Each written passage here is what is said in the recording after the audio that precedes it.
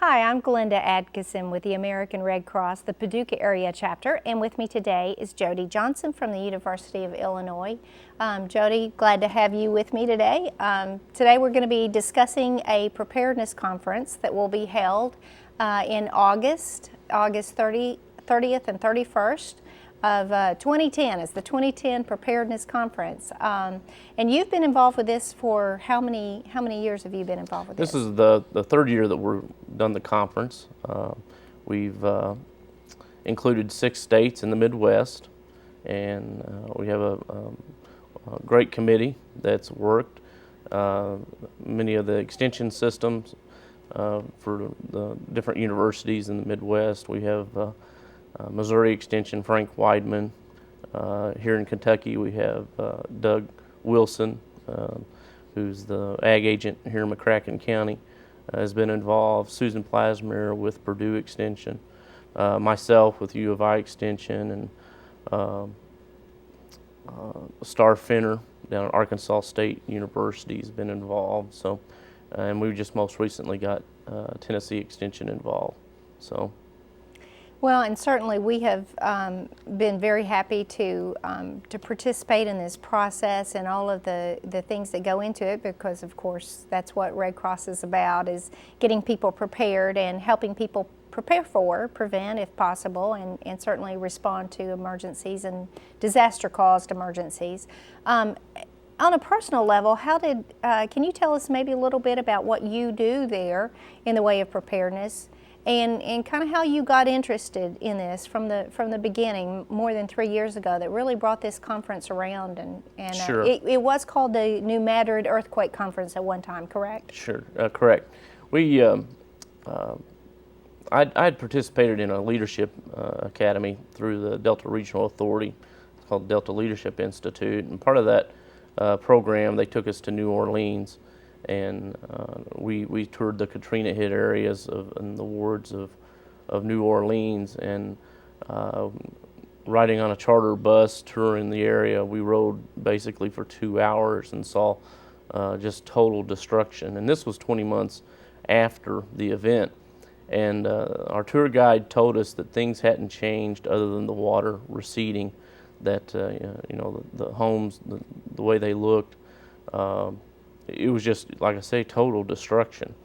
And it really hit home to me. I looked at that as we went around, and I thought, this looks like, I imagine this is what it would look like after an 8.0 earthquake hit our region.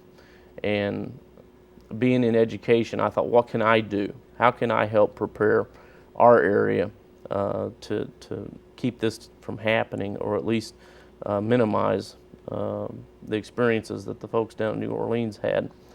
And I come back and spoke to a colleague named Jim Becker, who was working with Extension in Illinois. He's since left us and went to Purdue. But he told me of a conference that they used to do. They call it a Quinn State Conference.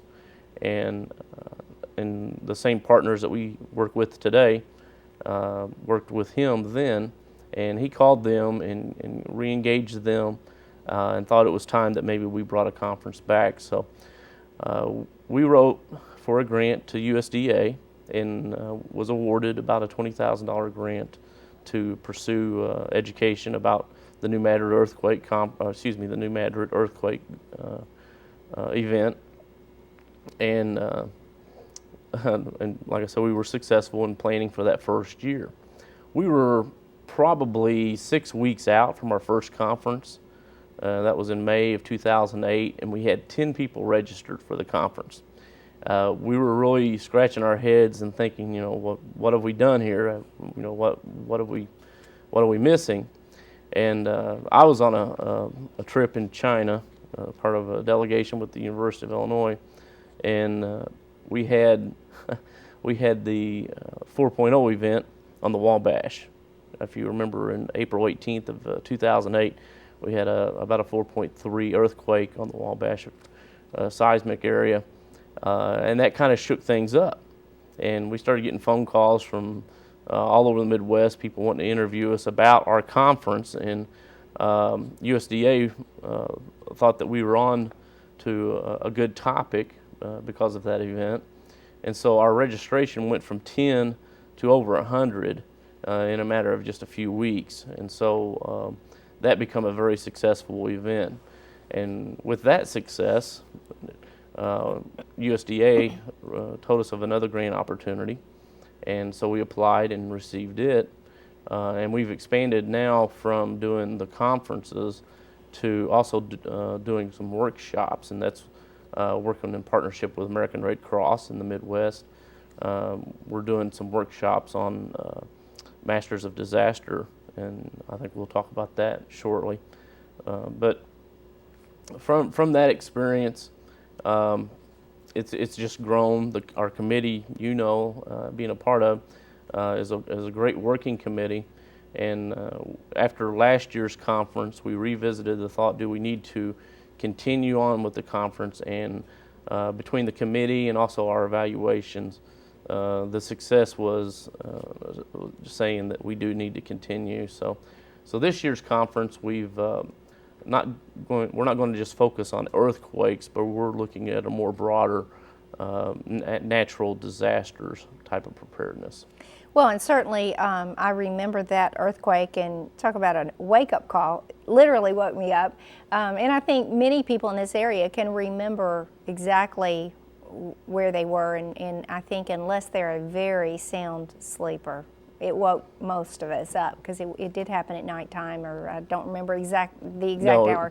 Yeah. But certainly it was a wake-up call in making you think about it. And yes, we do build buildings now to earthquake codes, but an earthquake will also change the underground, the wiring, the natural gas lines, and as far as the infrastructure, boats, bridges, and certainly highways can be interrupted, and of course, it takes highways and bridges to get supplies in, and those kinds of things.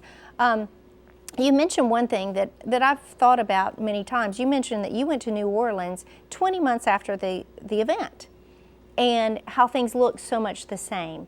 And certainly that's something that we're aware of, is once the TVs are gone, once it's out of the news, because maybe they've covered the story thoroughly, and maybe they've moved on to the next story. Maybe there's another big story, at top of mind.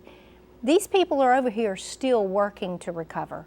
And that recovery, even in New Orleans, is still not back to where it was before their disaster down there. And it takes years to recover. One thing that we're trying to do with American Red Cross in our messaging is try to get people to take ownership of their own well-being. It's not to say that there won't be people come in and help, but as we saw, we've seen in many situations, it takes time. It takes time, and on a large-scale natural disaster, it will take time for someone to come in and help you, so people do not need to be thinking, well, someone's going to come help me. No, they need to really think, what am I going to do for myself and to protect myself and my family, and have a plan in place, which of course is why we talk about getting a kit. And our 3-step is get a kit, make a plan, and be informed. So we want people to have those supplies, whether it's medication, water, batteries, flashlights, whatever they would need to sustain themselves and their family members for a few days, to be informed. How am I going to find out where the shelters are if power's down? Well, if you've got especially a solar-powered radio, something like that, then you can stay in touch some way, and making that plan so that everybody in the family knows. So this conference is somewhat like that, not just on an individual level, on a family level, but we want the community and businesses to be prepared so that they can lessen the economic impact of a disaster. So, do you have like a specific well-defined goal in mind, and exactly what do you want to accomplish by hosting this? And as last year it was in Southern Illinois. This year it's actually going to be held at First Baptist Church in Paducah. And can you tell us, like, who all is involved. I mean, not just individuals, but what Mm-hmm. states, and also what you really want to accomplish by this. Sure. The last year for the last 2 years we've held it at Harris Casino Conference Center there, and they were a terrific host. But this year we were really hoping to take the conference to another level. We're hoping to have about 300 to 500 people in attendance. We lowered our registration fee to only $25. That's going to include 2 full days of education programming. And that does include meals and as well. includes some very good meals. You So, can't beat that. no. $25 for the 2-day conference, all the courses and food. Absolutely. And with First Baptist Church here in town, they're not charging us for using their facility. Their catering is very reasonable. So we are able to offer the cost of the conference at a very reasonable rate. It's really the target audience that we're trying to attract are the traditional emergency management professionals, the elected officials, persons in those decision-making capacities. But probably just as important are citizens. We don't want just the professionals. We want you, the everyday citizen, to come and learn about preparedness, about current issues that are out there, and how you can stay informed. I think, Glenda, you said it right, that during those situations, information is as critical as food and water. Knowing where to get those basic necessities can help get you through those tough times. Very few of us can probably comprehend the damage of an 8.0 earthquake. Our Hollywood movies and such, it really, I think, desensitizes many with the sensationalism of disasters. But that's really what an 8.0 is going to be like. I would challenge our audience to research and look at the 1811, 1812, some of the newspaper articles of that event, and to read those words and how they describe the event. It'll shake you up. It Right. really will. And certainly, I think sometimes people do dismiss the danger to some degree because they are aware that we are not using the same kind of building methods that they did in 1812. Of course not, or back whenever the earthquake hit. But even with that, you still cannot avoid all the damage, and that it will have an impact. Let me just, looking at the offerings of this conference, I think you're right that this is something that every single person in the private or public sector would be, they could gain so much. Certainly churches, businesses. And one thing that is repeated on both days, and I think this is great that it is the business continuity training, as well as the COOP, or continuity of operation. That is a full day session on both of the conference days, August the 30th and August the 31st. Why did you decide to put that on both days? Clearly it's an important session that you wanted everyone to be able to take advantage of. Right, and it's all about opportunity. I understand that private businesses, obviously, any downtime for them is money that they're losing, and so what we tried to do was create a venue so that if they couldn't attend one day and receive the training, then maybe the next day would be better for them. So, or if they attend one of the trainings, then maybe they would see an interest in the rest of the conference and maybe attend the next day. So we were trying to provide flexibility for private businesses to attend. Hopefully they will, if owners can't come, then they would send representatives for their business and receive this training. Well, I have the book here, and this is a Homeland Security business continuity training. And this is different than the continuity of operation, only slightly. It's got basically the same goal.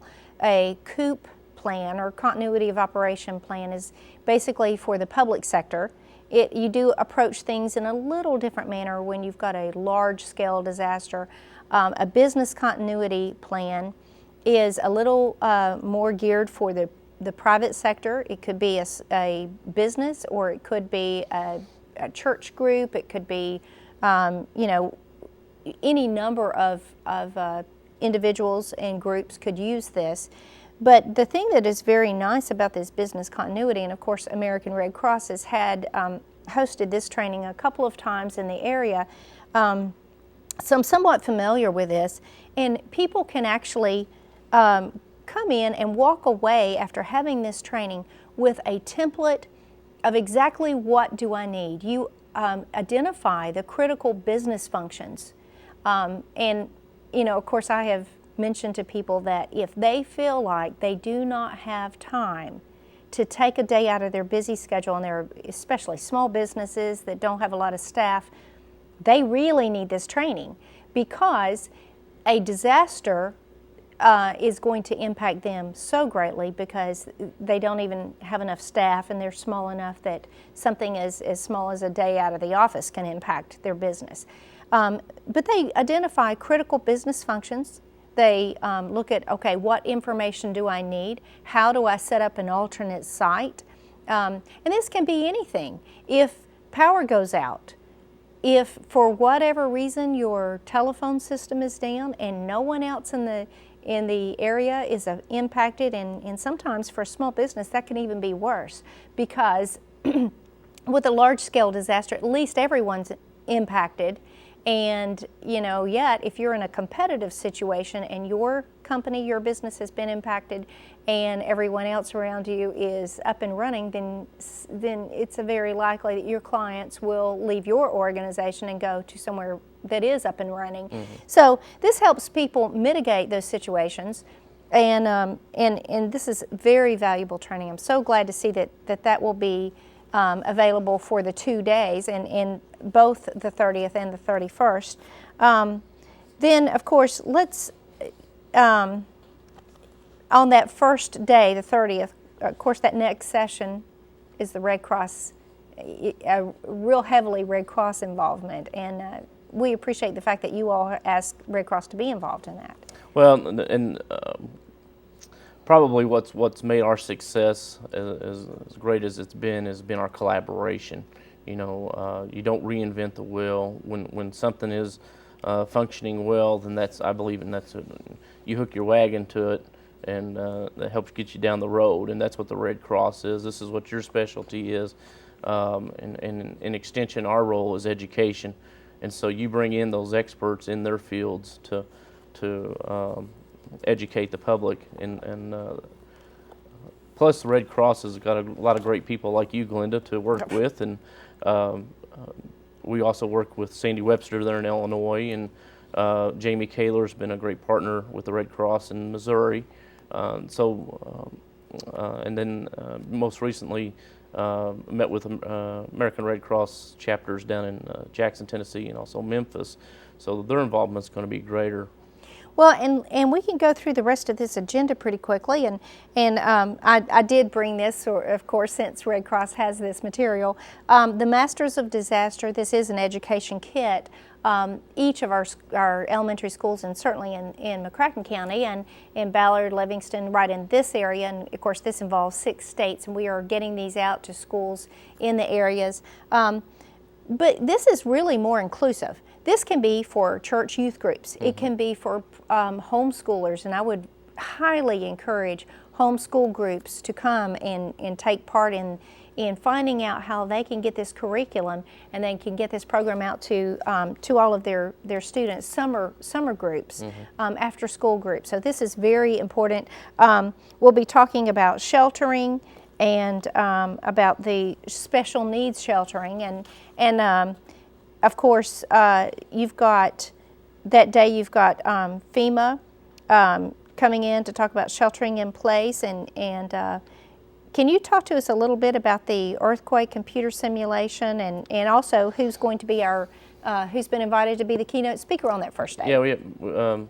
General John Hetzel with the Kentucky Emergency Management Director has been invited to come and be our keynote speaker at lunch on the first day, and we hope that his scheduling will allow him to be here. In talking about the earthquake simulation, we've invited a professor from University of Southern California, Mark Benthian, and he's been coordinating with CUSEC, the Central United States Earthquake Consortium out of Memphis, on a 2011 earthquake simulation here in the Midwest, and they'll talk about that more at the conference. But we're going to bring Mark Benthian in, and he's got a computer simulator that it shows the Los Angeles basin, how a earthquake affects the ground, and actually shows, in our minds we think of an earthquake just creating waves like we see on a water rippling across the water, but an earthquake actually it creates waves not in just one direction. It creates waves in multiple directions, and so that's where the real violent reaction occurs, and this simulation shows that. So that's going to be a very interesting session for our participants to attend. Well, and earthquake or disaster preparedness in general encompasses a lot of things. In our area, of course, we got a little taste of that when most of us lost power for a good period of time in the '09 ice storm. But your conference is going to address waterways with Coast Guard. It's going to talk about power, transportation, and of course, I know that you said the earthquake information that's going to be out there, as well as the CERT. Can you real briefly tell us about a few of those things? Yeah, we tried to cover as many sectors as we could that you described. In terms of the transportation, we have directors and secretaries of the different Department of Transportations in the Midwest. We have once Congressman. Is that David Phelps? Yeah, I'm sorry, David Phelps. He's with the Illinois Department of Transportation now, but he's going to be leading a panel of transportation officials to talk about roadways and bridges that will be affected by an earthquake. But you mentioned, this conference is going to be more natural disaster oriented, and so we don't want to just focus exclusively on the earthquake. You mentioned the ice storm. That was a great wake-up call for the entire Midwest. I know Missouri was hit hard. Southern Illinois, we were hit hard. Western Kentucky was extremely hard. But that's the kind of things that we hope those experiences will make people look at their own personal preparedness. When I see Claudia Gelzer and Ken Hines from the Coast Guard will be involved, and they'll be talking about our waterways, which is so critical to the well-being of our community, and we often aren't mindful of that because it just goes along and does what it ought to do, and so we're real glad that they're going to be participating. Can you tell us a little bit about the second day's keynote speaker, Steve Wiley? Yeah, Steve Wiley, he's going to bring a very interesting topic.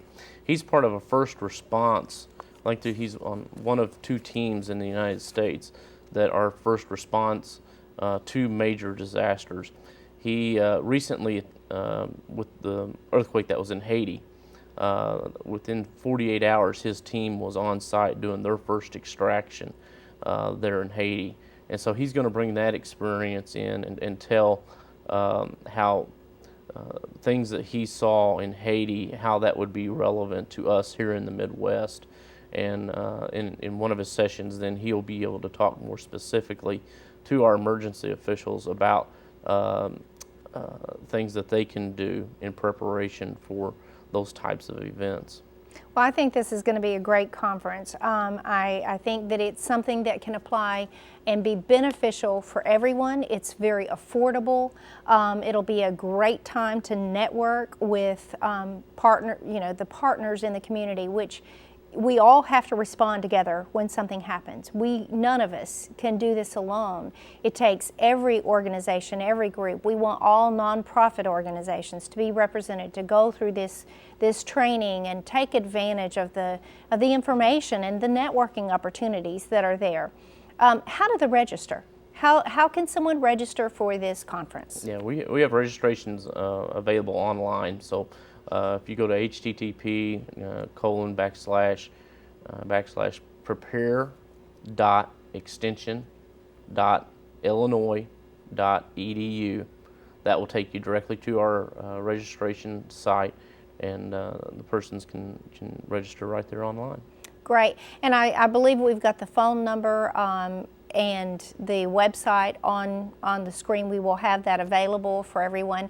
So we hope that people will take advantage of this. They can call or register online. And Jody, thank you so much for all your work in getting this preparedness conference together. We're looking forward to it, and we hope that that we'll have a lot of people attend the conference and walk away with some information that will help them be safe and help them prepare for the unexpected.